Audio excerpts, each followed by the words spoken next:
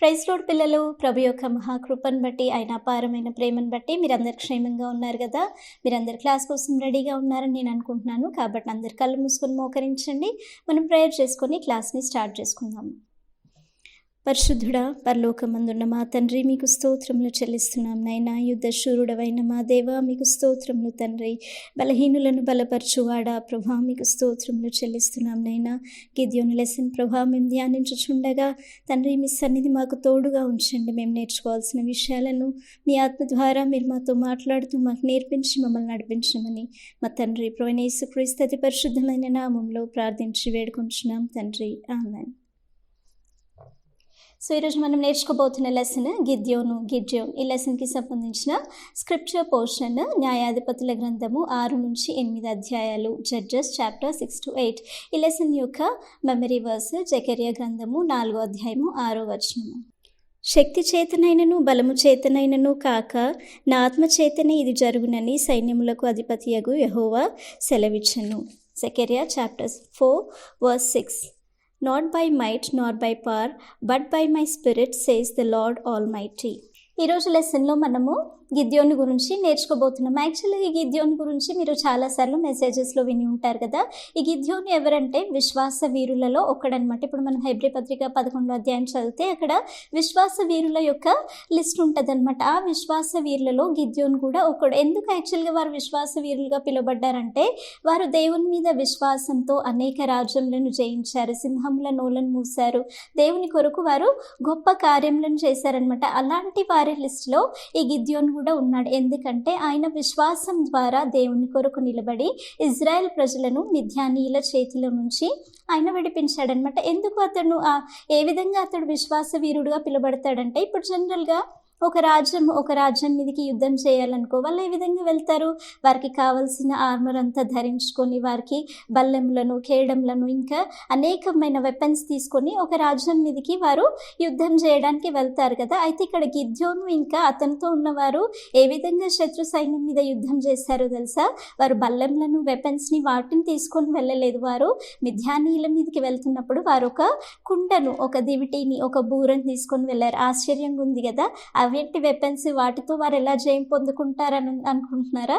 అదే మరి ఎక్కడ గిద్యోను చూపించిన విశ్వాసం. అదే వాటిని తీసుకొని మిద్యానీయుల పైనికి అతడు యుద్ధానికి వెళ్ళాడు.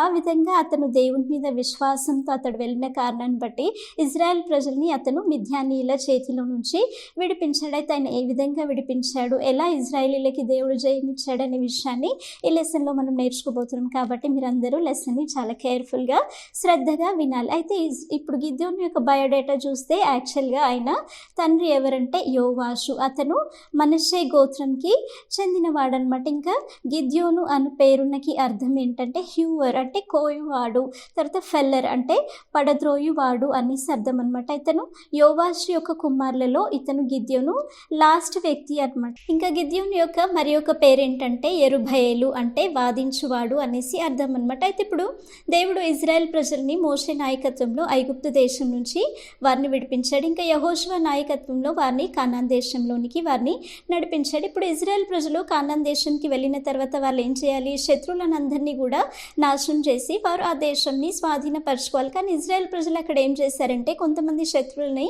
వారు నాశనం చేయకుండా అక్కడ ఉన్న శత్రువులతో వారు సర్దుబాటు చేసుకొని వారు పూజిస్తున్న దేవతలని, విగ్రహంలని వారు పూజించడం మొదలుపెట్టారనమాట. ఇప్పుడు నిజమైన దేవుడు వారిని దాసత్వం నుంచి విడిపించిన దేవుణ్ణి, సజీవుడైన దేవుణ్ణి వారు మర్చిపోయి ఇప్పుడు జీవం లేని విగ్రహంలను వారు పూజించడం మొదలుపెట్టారంటే దేవునికి విరోధంగా వారు గొప్ప పాపంను చేశారనమాట. ఆ సమయంలో దేవుని యొక్క కోపము వారి మీద రగులుకొని దేవుడు ఏం చేశాడంటే శత్రువుల చేతికి వారిని అప్పగించేశాడు. ఈ శత్రువులు వీళ్ళు ఏం చేసేవారంటే ఇజ్రాయెల్ ప్రజల్ని చాలా శ్రమ పెట్టేవారనమాట. ఆ శ్రమలలో అప్పుడు ఇజ్రాయెల్ ప్రజలు మళ్ళీ తిరిగి నిజమైన దేవుణ్ణి వారు జ్ఞాపకం చేసుకొని వారు దేవునికి మొరపెట్టేవారు. అయితే ఇప్పుడు దేవుడు కరుణా సంపన్నుడు, దయగలిగిన వాడు ఉన్నాడు కాబట్టి ఇజ్రాయెల్ ప్రజల్ని శత్రువుల చేతిలోనే విడిచిపెట్టకుండా వారిని ఆ శత్రువుల నుంచి విడిపించడానికి తగిన సమయానికి న్యాయాధిపతులని, జడ్జెస్ని దేవుడు అక్కడ లేవనెత్తాడు. దేవుడు మొత్తానికి ఇజ్రాయెల్ ప్రజలకి 15 మంది న్యాయాధిపతులని ఇచ్చాడనమాట. ఈ జడ్జెస్ అంటే ఎవరంటే ఇజ్రాయెల్ ప్రజల్ని శత్రువుల చేతిలో నుంచి విడిపించి ఇజ్రాయెల్ ప్రజలకి తీర్పు తీర్చేవారే న్యాయాధిపతులు, జడ్జెస్ అంటారనమాట. అయితే లాస్ట్ ఇయర్ క్లాసెస్లో మీరు 15 న్యాయాధిపతుల యొక్క పేర్లు మీరు విన్నారు కదా. మీరు గుర్తున్న వారందరూ కూడా ఒకసారి నాతో పాటు ఆ పేర్లన్నిటిని కూడా రిపీట్ చేసుకోండి. ఫస్ట్ న్యాయాధిపతి ఎవరు మనకు తెలుసు కదా, ఒత్నియేలు, కాలేబు అల్లుడైనటువంటి అక్సా భర్తే అయిన ఒత్నియేలు అనమాట. తర్వాత ఉన్న న్యాయాధిపతులు ఎవరంటే ఏహూదు, షెమ్గరు, దెబోరా, గిద్యోను, అబిమెలెకు, తోలా, యాయిరు, యెఫ్తా, ఇబ్సాను, ఏలోను, అబ్దోను, సంసోను, ఏలి, సమూయేలు. వీరు 15 మంది న్యాయాధిపతులు. సో 5th జడ్జ్ ఎవరంటే గిద్యోను. ఇప్పుడు ఈ గిద్యోను గురించి మనం నేర్చుకుంటున్నాం అనమాట. అయితే గిద్యోను సమయంలో యాక్చువల్గా 4th జడ్జ్ ఎవరంటే దెబోరా. ఆమె కాలంలో 40 సంవత్సరాలు ఇజ్రాయెల్ ప్రజలు చాలా నెమ్మదిగా ఉన్నారనమాట. తర్వాత ఏం జరిగిందంటే ఇజ్రాయెల్ ప్రజలు తిరిగి దేవుని దృష్టికి వారు దోషులుగా మారారంటే తిరిగి దేవుని దృష్టిలో వారు పాపం చేశారు. అమోరీయుల దేవతలను వారు పూజించడం మొదలుపెట్టారు. యాక్చువల్గా అమోరీయులు ఎవరంటే ఇప్పుడు నోవాహు కుమారుడైన హాము ఉన్నాడు కదా, అతని కుమారుడు ఆమోరు అనమాట. వారి సంతానమే అమోరీయులు అనమాట. అయితే వీరేం చేసేవారంటే ఈ అమోరీయులు బయలుదేవతని, ఆషేరా ఇంకా అస్తారోతు దేవతలని వారు పూజించేవారనమాట. వీరిని చూసి ఇజ్రాయెల్ ప్రజలు కూడా ఆ బయలుదేవతలకి, అషేరా దేవతలకి వారు పూజించడం మొదలుపెట్టి వారు దేవుని దృష్టిలో వారు దోషులుగా మారారనమాట. అలాంటి సమయంలో దేవుని కోపం వారి మీద రగులుకొని దేవుడు ఏం చేశాడంటే వారిని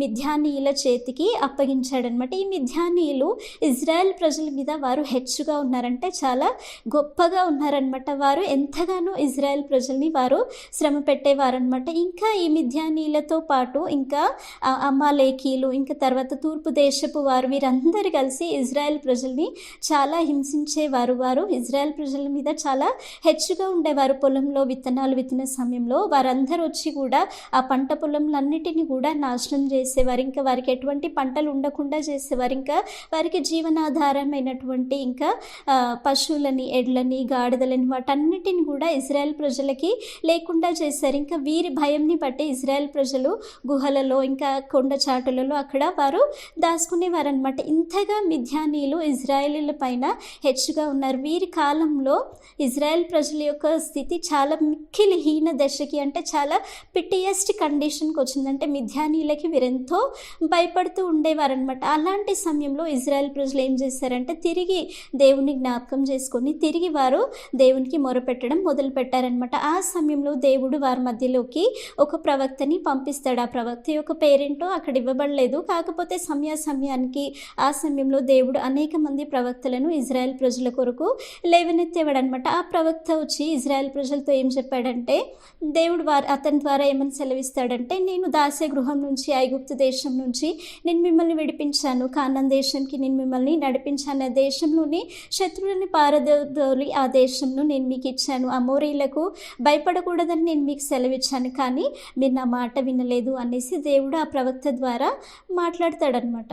అయితే ఇప్పుడు ఇజ్రాయేలీల పరిస్థితి మిద్యానులను బట్టి, అమాలేకీలను బట్టి చాలా హీన దశలోకి వెళ్ళిపోయింది. వాళ్ళు చాలా భయంకరమైన పరిస్థితిలో ఉన్నారు. యాక్చువల్గా మిద్యానీయులు అంటే అబ్రహాము ఇంకా కెతురాకి పుట్టినటువంటి మిద్యాను ఉంటాడు కదా, వారి సంతతి వారే మిద్యానీయులు అనమాట. అయితే ఇప్పుడు ఈ భయంకరమైన పరిస్థితిలో నుండి దేవుడు ఇజ్రాయెల్ ప్రజల్ని విడిపించాలనుకుంటాడు. ఆ సమయంలో దేవుడు గిద్యోన్ని లేవనెత్తుతాడనమాట. అయితే ఏం జరుగుతుందంటే ఒఫ్రాలోని అబియజ్రీయుడైనటువంటి యోవాషు యొక్క మస్తకి వృక్షం కింద దేవదూత కూర్చొని ఉంటాడనమాట. యోవాషు ఎవరో కాదు, గిద్యోను యొక్క తండ్రి అనమాట. దేవదూత అక్కడ కూర్చొని ఉంటాడనమాట. ఆ సమయంలో గిద్యోను ఏం చేస్తాడంటే అతడు చాలా భయంగా, ఎందుకంటే ఇప్పుడు మిద్యానుల విషయంలో వాళ్ళు చాలా భయపడుతున్నారు కాబట్టి అతడు ఎంతో భయంగా అతను ఏం చేస్తాడంటే గానుగు చాటున ఎవ్వరికీ కనబడకుండా అక్కడ కూర్చొని అతడు తన గోధుమలని దుల్లగొడుతూ ఉంటాడనమాట. దుల్లగొట్టడం అంటే పొట్టుని ఇంకా విత్తనాలని వేరుపరచడం అనమాట. ఆ విధంగా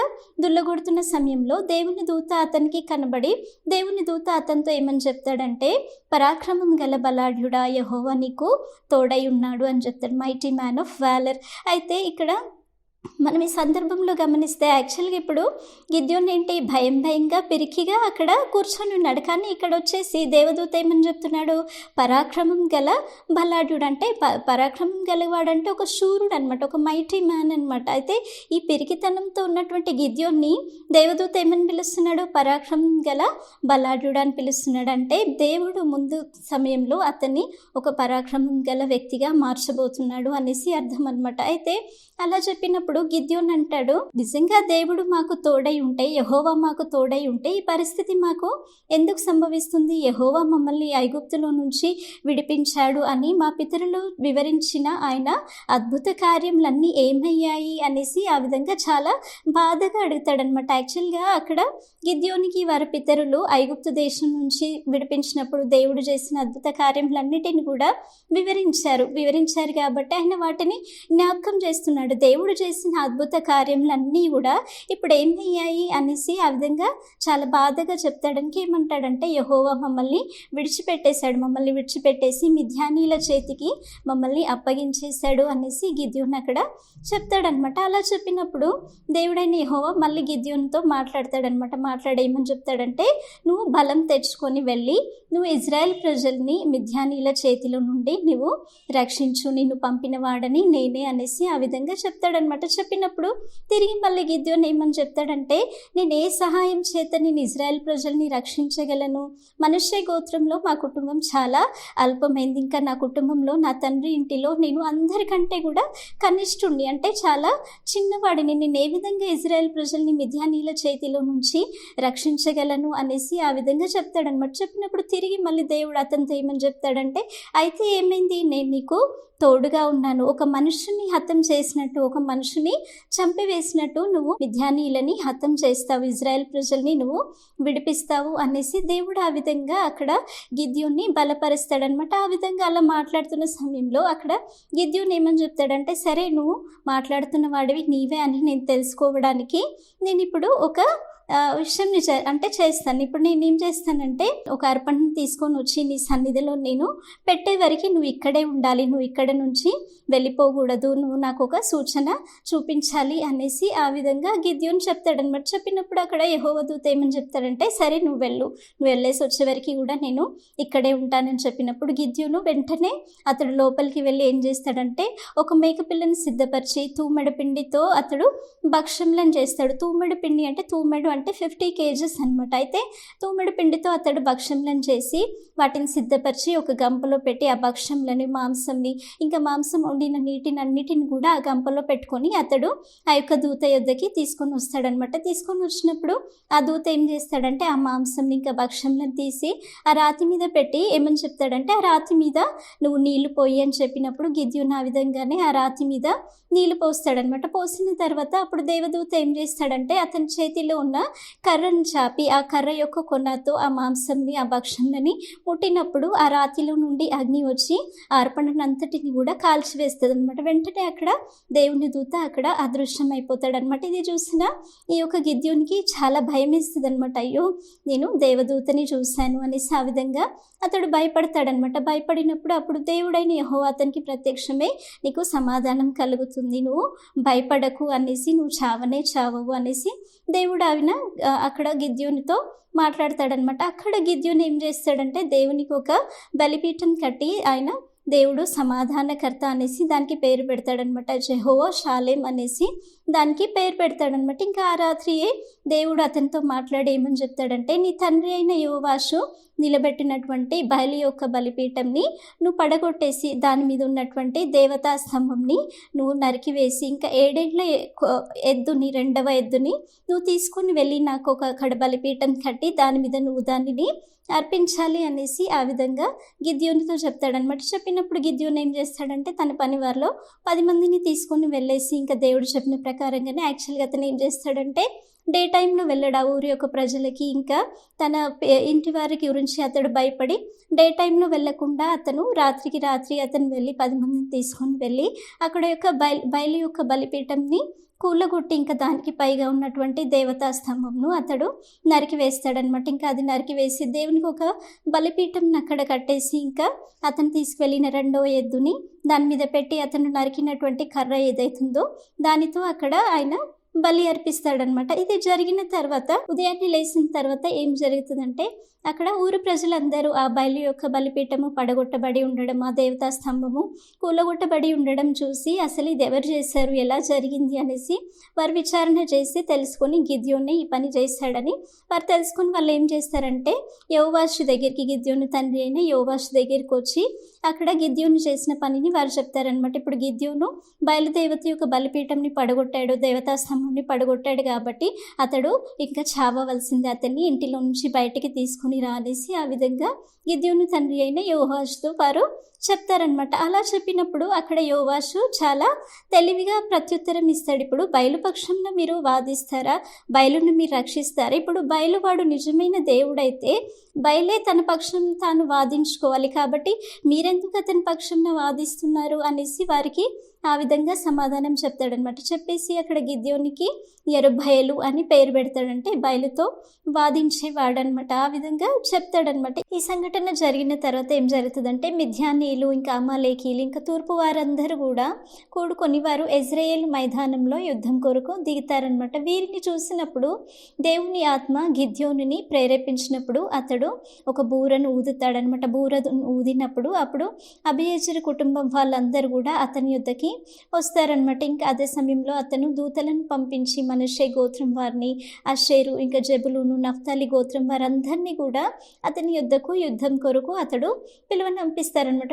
వీరందరూ వచ్చిన తర్వాత ఇప్పుడు అతను ఏం చేస్తాడంటే యుద్ధంకి వెళ్ళడానికి ముందు నిజంగా దేవుడు తన ద్వారా ఇజ్రాయెల్ ప్రజల్ని విడిపించాలనుకుంటున్నాడు అని నిశ్చయించుకోవడానికి 2 పరీక్షలు, 2 టెస్ట్లు అక్కడ అతను చేస్తాడనమాట. 2 విషయాల ద్వారా దేవుడిని అతడు శోధిస్తాడనమాట. అతడు దేవునితో ఏమని చెప్తాడంటే నిజంగా నువ్వు ఇజ్రాయెల్ ప్రజల్ని మిద్యాను చేతిలో నుండి నా ద్వారా విడిపించాలనుకుంటున్నందుకు దానికి గుర్తుగా నేనేం చేస్తానంటే రాత్రి వేళలో కళ్ళంలో నేను గొర్రెబొచ్చుని ఉంచుతాను. ఇంకా అలా ఉంచినప్పుడు మంచు కురిసి ఆ బొచ్చును మాత్రమే తడపాలి, పక్కనున్న నేలంతా పొడిగా ఉండాలి అనేసి ఆ విధంగా అతడు దేవుని దగ్గర కోరుకుంటాడనమాట. ఉదయాన్నే అతడు లేచి చూసినప్పుడు నిజంగానే ఆ గొర్రెబొచ్చు మొత్తము మంచుతో తడిసి ఉంటుంది, ఇంకా పక్కనున్న నేలంతా కూడా పొడిగా ఉండిపోతుంది అనమాట. ఇంకా అతడు ఆ గొర్రెబొచ్చును పిండినప్పుడు ఒక పాత్ర నిండునట్లు దానిలో నుండి నీళ్ళు వస్తాయి అనమాట. ఇంకొకసారి మళ్ళీ అతడు దేవుణ్ణి శోధిస్తాడు. అతడు దేవునితో ఏమని చెప్తాడంటే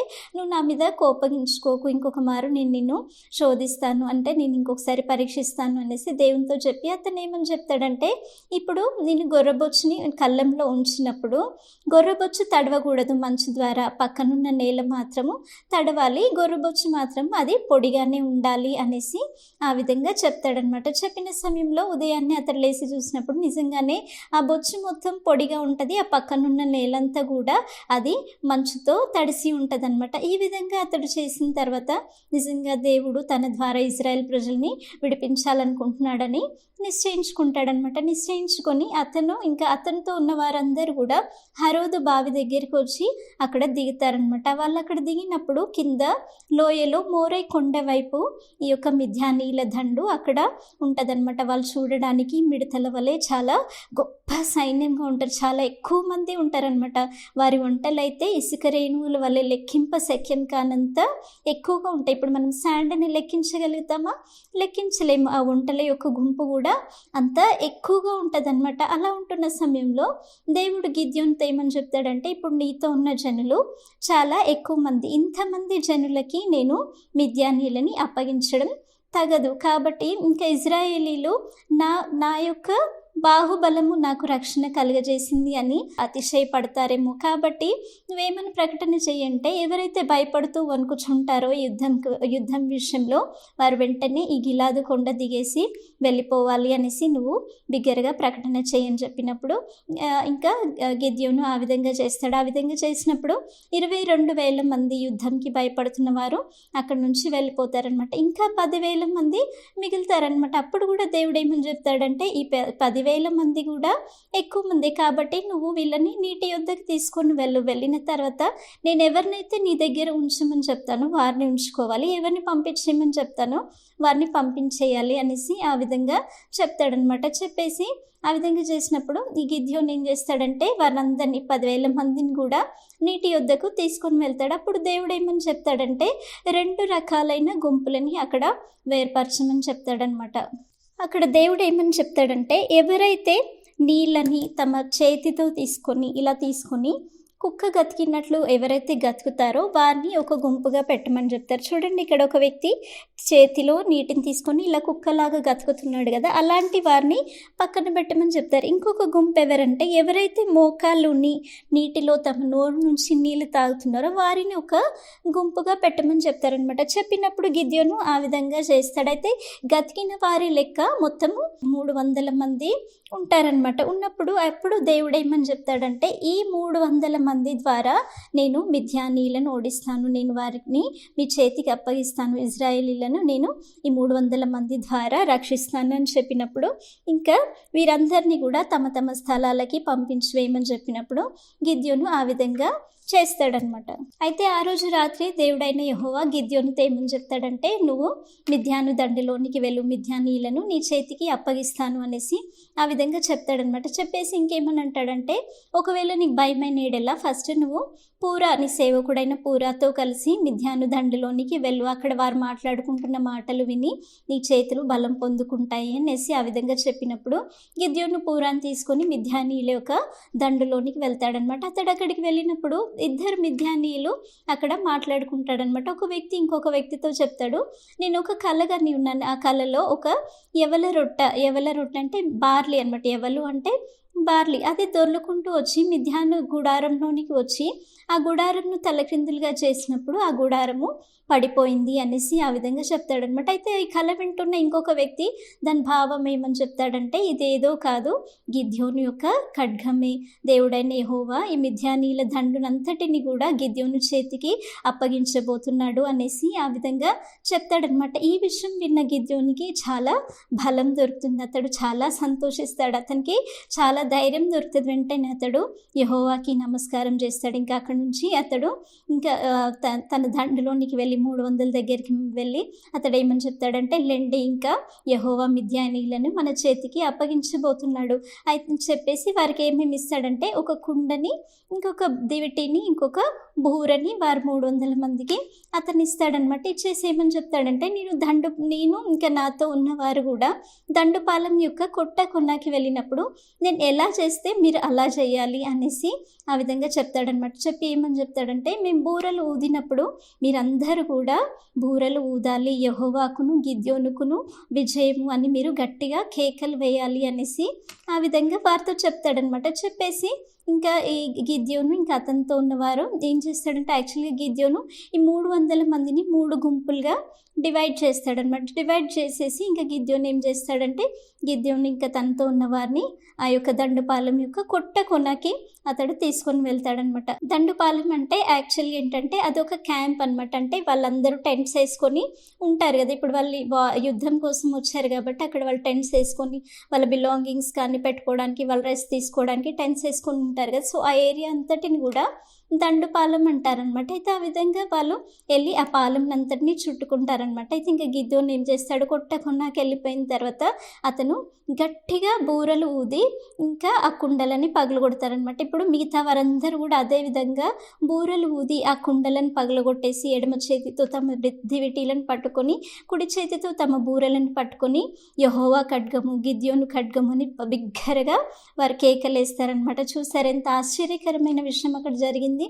అలా జరిగిన వెంటనే ఏమవుతుందంటే మిద్యానీయులు అప్పుడు పడుకొని ఉన్నారు కదా, వెంటనే వాళ్ళు లేసిపోయి ఇంకా వాళ్ళు చాలా కలవరపడిపోతారనమాట. ఆ దివిటీల వెలుగుని అదంతా చూసి వాళ్ళు చాలా కలవరపడిపోతారనమాట. ఇంకా ఒకరికి ఒకరు వారికి వారే పొడుచుకోవడం మొదలవుతుంది అనమాట. యాక్చువల్గా అక్కడ వాక్యంలో ఏం రాయబడి ఉంటుందంటే యెహోవాయే వారి యొక్క ఖడ్గంను వారి వైపు త్రిప్పెను అని ఉంటుంది. ఒకరికొకరు వారు పొడుచుకుంటారనమాట. పొడుచుకొని ఇంకా అక్కడ నుంచి వాళ్ళు పారిపోతుంటారనమాట. ఇలా పారిపోతున్న సమయంలో మిద్యానీయులైన అధిపతులైనటువంటి ఓరేబు ఇంకా జేబు వారు కూడా ఇద్దరు పారిపోతుంటారనమాట. అలా పారిపోతున్న సమయంలో గిద్యోను ఏం చేస్తాడంటే ఎఫ్రాయిమీయులకు సమాచారం పంపిస్తారు. ఎఫ్రాయిం గోత్రం వారికి సమాచారం పంపించి ఓరేబు ఇంకా జేబు వాళ్ళు పారిపోతున్నారు, వారికంటే ముందుగా మీరు వెళ్ళి బెత్పేరా ఇంకా యోర్దాను నదిని అక్కడ పట్టుకొని ఉండండి అనేసి చెప్పినప్పుడు ఈయన చెప్పిన ప్రకారంగానే ఎఫ్రాయిమీలు వెళ్ళి ఓరేబును ఇంకా జయేబుని అక్కడ పట్టుకొని వాళ్ళ ఓరేబు కొండ మీద ఓరేబుని చంపేస్తారు. ఇంకా జయేబు యొక్క ద్రాక్ష తొట్ల దగ్గర జయేబుని చంపేసి వారి తలల్ని గిద్యోను యొద్దకి పంపిస్తారనమాట. ఆ విధంగా జరిగిన తర్వాత ఎఫ్రాయిములు వచ్చి గిద్యోనుతో చెప్తారు, అసలు నువ్వు మా పట్ల చేసిన మర్యాద ఏంటి, నువ్వు మిద్యానీయుల మీదకి వెళ్ళినప్పుడు నువ్వు మమ్మల్ని ఎందుకు యుద్ధానికి పిలవలేదు అనేసి వాళ్ళు ఆ విధంగా అతనితో కొంచెం కలహపడతారు, అంటే కొంచెం గొడవ పడతారనమాట. అప్పుడు ఈ గిద్యోను ఏం చేస్తాడు, చాలా పొలైట్గా వాళ్ళకి సమాధానం చెప్తాడు. వారికి చాలా మంచిగా నచ్చి చెప్తాడు. అతను ఏం చెప్తాడంటే మీరు చేసిన పనేంటి, నేను చేసిన పనేంటి, మీరు మిద్యానీయుల అధిపతి యొక్క తలలను తెగ నరికారు, మీరు నాకంటే గొప్ప పని చేశారు అనేసి ఆ విధంగా వారిని మెచ్చుకొని వారితో పొలైట్గా మాట్లాడినప్పుడు వారి కోపం ఇంకా అక్కడితో చల్లారిపోతుంది అనమాట. అయితే ఇప్పుడు మిద్యానీయుల రాజు అయినటువంటి జెబహు ఇంకా సల్మున్నా వీళ్ళు ఏం చేస్తారంటే వాళ్ళు పారిపోతారనమాట. పారిపోయి ఇంకా వాళ్ళు కర్కోరు అనే ప్రాంతంలో 15,000 మందితో వాళ్ళు అక్కడ ఉంటారనమాట. వాళ్ళు సురక్షితంగా ఉన్నాంలే అని వాళ్ళు అనుకుంటారనమాట. అయితే ఈ సమయంలో గిద్యోను ఏం చేస్తాడంటే వారిని ఫాలో అవుతాడనమాట. యోర్దాను దాటి వారిని వెంబడిస్తారు. అయితే వారు ఆ విధంగా దారిలో వెళ్తున్నప్పుడు వారు అలసిపోయిన ఉన్న సమయంలో ఈ గిద్యోను ఏం చేస్తాడంటే సుక్కోతు ప్రజల దగ్గరికి వచ్చినప్పుడు నేను నాతో ఉన్న ప్రజలు కూడా చాలా అలసి ఉన్నాము కాబట్టి మాకు కొంచెం రొట్టెలు ఇవ్వండి అనేసి ఆ విధంగా చెప్పినప్పుడు సుక్కోతు ప్రజలు ఏం చేస్తారంటే జెబహు ఇంకా సల్మున్నా చేతులు ఏమైనా మీ చేతికి ఇప్పుడు దొరకాయా, మేము మీకు ఆహారం ఇవ్వడానికి అనేసి ఆ విధంగా వారితో హేళనగా మాట్లాడి వారికి ఆహారం పెట్టారనమాట. అప్పుడు ఇంకా గిద్యోనికి చాలా కోపం వస్తుంది. ఇంకా అతను ఏం చెప్తాడంటే దేవుడు వారిని నాకు అప్పగించినప్పుడు నేను తిరిగి వస్తున్న సమయంలో నూర్చు కొయ్యలతో నేను మీకు బుద్ధి చెప్తాను అంటాడు. నూర్చు కొయ్యలు అంటే ముళ్ళ కర్రలు అనమాట, అవి ఒక టైప్ ఆఫ్ ముళ్ళ కర్రలు అనమాట. ఇంకా అదే సమయంలో పెనుయేల్ దగ్గర వారికి వెళ్ళినప్పుడు కూడా వారిని కూడా ఆహారం అడిగినప్పుడు వారు కూడా గిద్యోనికి తన ప్రజలకి ఆహారం ఇవ్వరు. వారు కూడా అదేవిధంగా గరుకుగా సమాధానం చెప్పినప్పుడు వారితో కూడా ఈ యొక్క గిద్యోను ఏం చెప్తాడంటే దేవుడు మాకు జయం ఇచ్చిన తర్వాత మేము తిరిగి వస్తున్న సమయంలో మీ గోపురంని మేము పడగొడతాము అనేసి చెప్పి ఆ విధంగా వారు వెళ్తారనమాట. వెళ్ళి కర్కోరులో ఉన్నటువంటి జెబహు ఇంకా సల్మున్నాని పట్టుకొని అక్కడ సైన్యం అంతటిని కూడా హతం చేసి వాళ్ళు తిరిగి రిటర్న్ వస్తున్న సమయంలో ఇంకా సుక్కోతుకి వచ్చినప్పుడు ఇంకా గిద్యోను చెప్పిన ప్రకారంగానే అక్కడ ఉన్నటువంటి 77 మంది అధిపతులను పట్టుకొని నూర్చుకోయలతో వారిని కొట్టి వారికి ఇంకా బుద్ధి చెప్తారు. ఇంకా పెనుయేల్ దగ్గరికి వచ్చిన తర్వాత వారి గోపురం అంతటిని కూడా పడగొట్టేసి ఆ ప్రాంతంలో ఉన్న ప్రజలను కూడా అతను చంపివేస్తాడనమాట. తర్వాత గిద్యోను మిద్యాను రాజు అయినటువంటి జెబహు ఇంకా సల్మన్నను చూసి ఏమని చెప్తారంటే తాబోరు కొండ దగ్గర మీరు నా సహోదరులను చంపారు కాబట్టి నేను ఇప్పుడు మిమ్మల్ని చంపివేస్తాను, ఒకవేళ మీరు వారిని చంపకుండిన ఎడల నేను మిమ్మల్ని చంపేవాడిని కాదు అనేసి ఆ విధంగా చెప్తాడనమాట. చెప్పి ఇంకా తన కుమారుడైన ఏతేరుని చూసి వారిద్దరి మీదకి కత్తి దూయమని అతనికి చెప్తాడనమాట. కానీ ఏతేరు ఈయన చాలా చిన్నవాడనమాట, చిన్న వయస్కుడు కాబట్టి అతడు కత్తి దూయడానికి భయపడతాడనమాట. భయపడినప్పుడు ఈ జెబహు సల్మున్నా వీళ్ళే స్వయంగా ఏమని చెప్తారంటే ప్రాయంని బట్టి శక్తి ఉంటుంది కాబట్టి నువ్వే మా మీద పడి మమ్మల్ని చంపివేయి అనేసి ఆ విధంగా చెప్తాడంటే ప్రాయంని బట్టి శక్తి అంటే వయసుకు తగినట్టుగా శక్తి ఉంటుంది. అతడు చిన్నవాడు కాబట్టి వారిని చంపడానికి అతనికి ధైర్యం సరిపోదు కాబట్టి గిద్యోనునే ఇంకా చంపమని వారు అడిగినప్పుడు గిద్యోను వారిద్దరిని కూడా చంపివేస్తాడనమాట. ఈ విధంగా దేవుడు ఆశ్చర్యకరంగా గిద్యోను ద్వారా ఇజ్రాయెల్ ప్రజలకి జయాన్ని ఇచ్చాడు. మిద్యానీయుల చేతిలో నుండి దేవుడు ఇజ్రాయెల్ ప్రజల్ని విడిపించాడనమాట. ఈ విధంగా రక్షించిన తర్వాత ఇజ్రాయెల్ ప్రజలందరూ ఏం చేస్తారంటే, నువ్వు మమ్మల్ని ఇజ్రాయెల్ ప్రజల్ని మిద్యానీయుల చేతిలో నుండి నువ్వు మమ్మల్ని రక్షించావు కాబట్టి నువ్వు నీ కుమారుల కుమారులు మా మీద ఏలుబడి చేయండి అనేసి ఆ విధంగా ఇజ్రాయెల్ ప్రజలు చెప్తారనమాట. ఆ విధంగా చెప్పినప్పుడు గిద్యోను ఒక చాలా మంచి మాట చెప్తాడు అక్కడ. ఈ విధంగా నన్ను ఏలమని అడుగుతున్నారు కదా అనేసి అతడు ఎంతో సంతోషపడిపోయి అతడు గర్వంగా ప్రవర్తించలేదు, కానీ అతడు ఒక మాట చెప్తాడనమాట. నేను మిమ్మల్ని ఏలను, నా కుమారులు కూడా మిమ్మల్ని ఏలరాదు, యెహోవాయే మిమ్మల్ని ఏలును అనేసి ఆ విధంగా చెప్తాడనమాట. ఎందుకంటే నిజంగానే దేవుడే ప్రజల్ని పరిపాలించాలి. ఇజ్రాయెల్ ప్రజల్ని ఏలేవారు ఎవరు? దేవుడైన యెహోవానే ఉండాలి. కాబట్టి గిద్యోను ఆ విధంగా చెప్తాడనమాట. చెప్పిన తర్వాత ఇంకేం చేస్తాడంటే, వారు తీసుకొచ్చిన దోపుడు సొమ్ము అంతటిని కూడా పోగేసి ఒక బంగారు ఏఫోదుని తయారు చేసి పెడతారనమాట. పెట్టింది యాక్చువల్గా అది వారి కుటుంబస్తులకి ఒక ఉరిగా మారుతుంది. అంటే తర్వాత అది ఒక మిస్లీడింగ్కి వెళ్ళిపోతుంది అనమాట. ఈ విధంగా గిద్యోను 40 సంవత్సరాలు ఇజ్రాయెల్ ప్రజల మీద అతడు న్యాయాధిపతిగా ఉంటాడనమాట. ఇంకా అతని ఉపపత్ని యొక్క కుమారుడు అబీమెలెకు అనమాట. ఈ విధంగా అతడు ఉన్న తర్వాత మంచి వృద్ధాప్యమందు అతడు మరణిస్తాడనమాట. మరణించిన తర్వాత తన తండ్రి యొక్క ప్రదేశమైనటువంటి ఒఫ్రాలోని అతని తండ్రి యొక్క ఓవాషు సమాధి యొద్ద ఇతను కూడా సమాధి చేయబడతాడనమాట. ఈ విధంగా గిద్యోను దేవుని యందు విశ్వాసం కలిగి ఒక మంచి జీవితాన్ని అతడు జీవించాడు. ఇంకా గిద్యోను జీవితంలో మనం చూస్తే అతడు ఎంతో విధేయుడుగా ఉన్నాడు. అతను ఒక హంబల్ పర్సన్గా ఉన్నాడు. ఎక్కడ మనకు అర్థమవుతుందంటే, ఇజ్రాయెల్ ప్రజలు వారి మీద అతన్ని ఏలుమని అతన్ని అడిగినప్పుడు కూడా అతడు గర్వంగా నేను వారి మీద నాకు ఛాన్స్ దొరికింది కదా అని ఏలుబడి చేయడానికి ప్రయత్నించలేదు, కానీ అతడు దేవుని విషయాలకి విధేయత చూపించి తను తాను తగ్గించుకొని యెహోవాయే మిమ్ముని ఏలును అనేసి ఆ విధంగా చెప్పాడు. ఇంకా గిద్యోను జీవితంలో మనం చూస్తే ఏంటంటే, అతడు దేవుని యందు ఒక మంచి విశ్వాసం కలిగిన వ్యక్తి. ఎందుకంటే గిద్యోను జీవితంలో మనం చూసినట్లయితే అతను స్టార్టింగ్ లైఫ్లో నుంచి మనం చూస్తే అతడు చాలా బలహీనుడిగా ఉన్నాడు. అతడు ఎంతో పిరికివాడిగా కొన్ని సందర్భాలలో కనబడుతున్నాడు.